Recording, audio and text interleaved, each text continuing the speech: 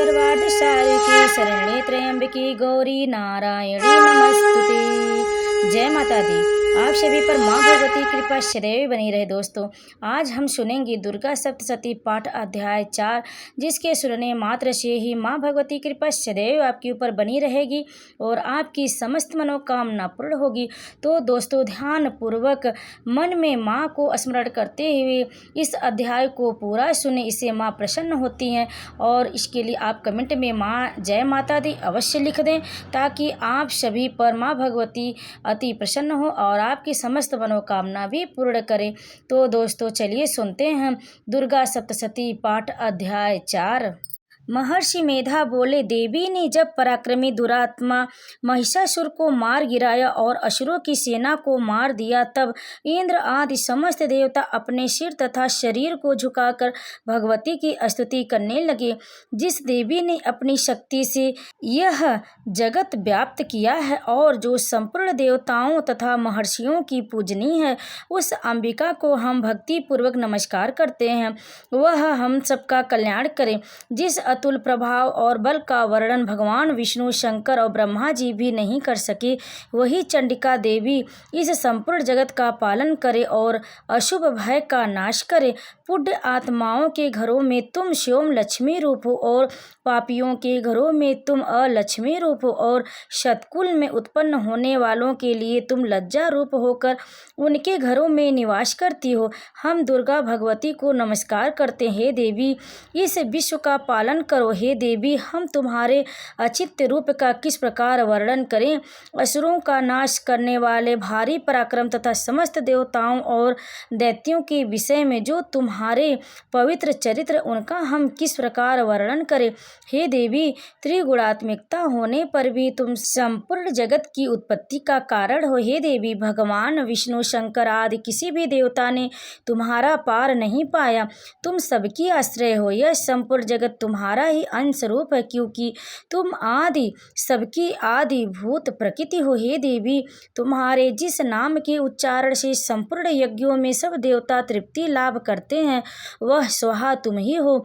इसके अतिरिक्त तुम पितरों की तृप्ति का कारण हो, इसलिए सब आपको स्वधा कहते हैं। हे देवी, वह विद्या जो मोक्ष को देने वाली है, जो अचिंत्य महाज्ञान स्वरूपा है, तत्वों के सार को वश में करने वाले, संपूर्ण दोषों को दूर करने वाले, मोक्ष की इच्छा वाले मुनिजन जिसका अभ्यास करते हैं, वह तुम ही हो। तुम बाड़ी रूप हो और दोष रहित ऋग तथा यजुर्वेदों की एवं उद्गीत और सुंदर पदों के पाठ वाले सामवेद की आश्रय रूप हो। तुम भगवती हो। इस विश्व की उत्पत्ति एवं पालन के लिए तुम वार्ता के रूप में प्रकट हुई हो और तुम संपूर्ण संसार की पीड़ा हरने वाली हो। हे देवी, हे जगत जननी, जिससे सारे शास्त्रों को जाना जाता है, वह मेधा शक्ति तुम ही हो और दुर्गम भव सागर से पार करने वाली नौका भी तुम ही हो। लक्ष्मी रूप से संपूर्ण भगवान के हृदय में निवास करने वाली और भगवान महादेव द्वारा सम्मानित गौरी देवी तुम ही हो। मंद मुस्कान वाले निर्मल पूर्ण चंद्र बिंब के समान हो और उत्तम सुवर्ण की मनोहर क्रांति से कामनीय तुम्हारे मुख को देखकर भी महिषासुर क्रोध से भर गया। यह बड़े आश्चर्य की बात है।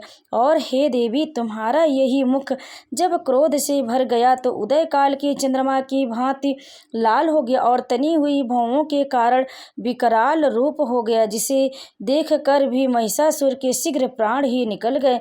यह बड़े आश्चर्य की बात है। आपके कुपित रूप के मुख के दर्शन करके भला कौन जीवित रह सकता है। हे देवी, तुम हमारे कल्याण के लिए प्रसन्न हो। आपके प्रसन्न होने से इस जगत का अभ्युदय होता है और जब आप क्रुद्ध हो जाती हो तो कितने ही कुलों का सर्वनाश हो जाता है। यह हमने अभी अभी जाना है कि जब तुमने महिषासुर की बहुत बड़ी सेना को देखते देखते मार गिराया। हे देवी, सदा अभ्युदय प्रताप देने वाली तुम जिस पर प्रसन्न हो जाती हो, वही देश में सम्मानित होते हैं।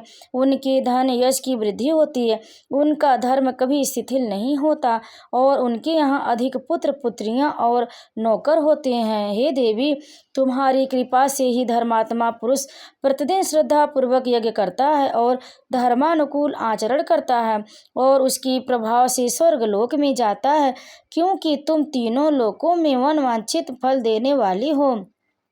हे माँ दुर्गे, तुम स्मरण करने पर संपूर्ण जीवों के भय नष्ट कर देती हो और स्थिर चित्त वालों के द्वारा चिंतन करने पर उन्हें और अत्यंत मंगल देती हो। हे दरिद्र दुख नाशिनी देवी, तुम्हारे सिवा दूसरा कौन है? तुम्हारा चित्त सदा दूसरों की उपकार में लगा रहता है। हे देवी, तुम शत्रुओं को इसलिए मारती हो कि उनके मारने से दूसरों को सुख मिलता है। वह चाहे नरक में जाने के लिए चिरकाल तक पाप करते रहे हो, किंतु तुम्हारे साथ युद्ध करके सीधे स्वर्ग को जाए, इसलिए तुम उनका वध करती हो। हे देवी, क्या तुम दृष्टिपात मात्र से समस्त असुरों को भस्म नहीं कर सकती? अवश्य ही कर सकते, किंतु तुम्हारा शत्रुओं को शास्त्रों के द्वारा मारना इसलिए है कि शास्त्रों के द्वारा मरकर वे स्वर्ग को जाएं। इस तरह से हे देवी, उन शत्रुओं के प्रति भी तुम्हारा विचार उत्तम है। हे देवी, तुम्हारे उग्र खड़ग की चमक से और त्रिशूल की नोक की कांति से किरणों से असुरों की आंखें फूट गईं। उनका कारण यह था कि वे किरणों से शोभायमान तुम्हारे चंद्रमा के समान आनंद प्राप्त करने वाली सुंदर मुख को देख रहे थे। हे देवी, तुम्हारा शील बुरे वृत्तांत को दूर करने वाला है और सबसे अधिक तुम्हारा रूप है, जो न तो कभी चिंतन में आ सकता और न जिसकी दूसरों की कभी तुलना ही हो सकती। तुम्हारा बल व परिक्रम शत्रुओं का नाश करने वाला, इस तरह तुमने शत्रुओं पर भी दया प्रकट की है। हे देवी, तुम्हारे बल की किसके साथ बराबरी की जा सकती तथा शत्रुओं को भय देने वाला इतना सुंदर रूप भी और किसका है? हृदय में कृपा और युद्ध में निष्ठुरता, यह दोनों बातें तीनों लोकों में केवल तुम्ही में दिखाई देती है। हे माता, युद्ध भूमि में शत्रुओं को मारकर तुमने उन्हें स्वर्ग लोक में पहुंचाया। इस तरह तीनों लोकों की तुमने रक्षा की है तथा उन उन्मत्त असुरों से जो हमें भय था उसको भी तुमने दूर किया। तुमको हमारा नमस्कार है। हे देवी, तुम शूल तथा खड्ग से हमारी रक्षा करो तथा घंटे की ध्वनि और धनुष की टंकार से भी हमारी रक्षा करो। हे चंडिके, आप अपने शूल को घुमाकर पूर्व, पश्चिम, उत्तर तथा दक्षिण दिशा से हमारी रक्षा करो। तीनों लोकों में जो तुम्हारे सौम्य रूप हैं तथा घोर रूप हैं, उनसे हमारी रक्षा करो तथा इस पृथ्वी की रक्षा करो। हे अंबिके, आपके कर पल्लवों में जो खड्ग, त्रिशूल तथा गदा आदि शस्त्र शोभा पा रहे हैं, उनसे हमारी रक्षा करो।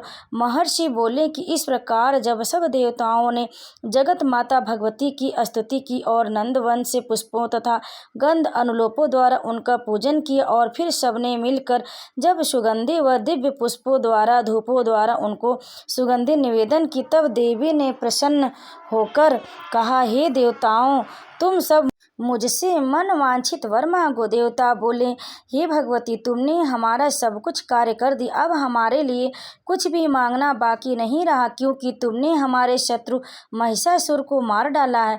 हे महेश्वरी, तुम इस पर भी यदि हमें कुछ वर देना चाहती हो तो बस इतना वर दो कि जब जब हम आपका स्मरण करें तब तब आप हमारी विपत्तियों को हरण करने के लिए हमें दर्शन दिया करो। हे अंबिके, जो कोई भी तुम्हारी स्तुति करे, तुम उसको वित्त, समृद्धि और वैभव देने के साथ ही उनके धन और स्त्री आदि संपत्ति बढ़ावे और सदा हम पर प्रसन्न रहे। महर्षि बोले, हे राजन, देवताओं ने जब जगत के लिए तथा अपने लिए इस प्रकार प्रश्न किया तो बस तथास्तु कहकर देवी अंतर्ध्यान हो गई। हे भूप, जिस प्रकार तीनों लोकों का हित चाहने वाली यह भगवती देवताओं के शरीर से उत्पन्न हुई थी, वह सारा वृत्तांत मैंने तुमसे कह दिया और इसके पश्चात दुष्ट असुरों तथा शुंभ निशुंभ का वध करने और सब लोगों की रक्षा करने के लिए जिस प्रकार गौरी देवी के शरीर से उत्पन्न हुई थी, वह सारा वृत्तांत मैं यथावत वर्णन करता हूँ। जय माता दी, माँ भगवती की जय। अब आइए सुनते हैं माँ भगवती से क्षमा प्रार्थना मंत्र। हे परमेश्वरी, मेरे द्वारा दिन रात बहुत से अपराध होते रहते हैं। मुझे सदा दास समझकर मेरे उन अपराधों को आप कृपा पूर्वक क्षमा कीजिए। परमेश्वरी, मैं आवाहन करना नहीं जानता, विसर्जन करना नहीं जानता, मुझे पूजा करने का ढंग भी नहीं जानता। हे माँ, मुझे माफ़ करिए, मुझे क्षमा करिए। देवी सुरेश्वरी, मैंने जो मंत्रहीन ना मंत्रों को जानता हूँ, क्रियाहीन ना क्रियाओं को जानता हूँ और न भक्तिहीन ना भक्ति के प्रकार जानता हूँ। पूजन किया वह सब आपकी कृपा से पूरा हो। सैकड़ों अपराध करने के बाद भी जो आपकी शरण में आकर जगदम्बा कहकर पुकारता है, उसे वह गति प्राप्त होती है जो ब्रह्म आदि देवताओं के लिए भी पाना आसान नहीं है। जगदम्बिके, मैं अपराधी हूँ, किंतु आपकी शरण में आया हूँ। इस समय दया का पात्र हूँ, आप जैसा चाहें वैसा करें। हे देवी परमेश्वरी, अज्ञानवश, भूल से या बुद्धि भ्रष्ट होने के कारण मैंने जो न्यूनता या अधिकता कर दी हो, वह सब क्षमा करें और प्रसन्न हो और मेरी पूजा स्वीकार करें। हे सच्चिदानंद स्वरूपा परमेश्वरी, जगत माता कामेश्वरी, आप प्रेम पूर्वक मेरी यह पूजा स्वीकार करें और मुझ पर प्रसन्न रहें। देवी सुरेश्वरी, आप गोपनीय से भी गोपनीय वस्तु की रक्षा करने वाले मेरे निवेदन किए हुए इस जप को ग्रहण कीजिए। आपकी कृपा से मुझे सिद्धि प्राप्त हो। इस प्रकार क्षमा प्रार्थना मंत्र के पाठ से दुर्गा माता आपके जाने अनजाने में किए गए सारे अपराधों को क्षमा करेंगी और उनकी कृपा सदैव आपके ऊपर बनी रहेगी। तो एक बार प्रेम से बोलिए माँ भगवती की जय, माँ जगदम्बे की जय। इस अध्याय को अंत तक सुनने के लिए आप लोगों का बहुत बहुत धन्यवाद। अगर आपको हमारा यह अध्याय पसंद आया होगा, वीडियो अच्छी लगी तो लाइक करें, शेयर करें और कमेंट में जय माता दी अवश्य लिख दें और हमारे चैनल को भी सब्सक्राइब जरूर कर दें। आप सभी पर माँ भगवती, माँ जगदम्बे की कृपा सदैव बनी रहे। जय माता दी।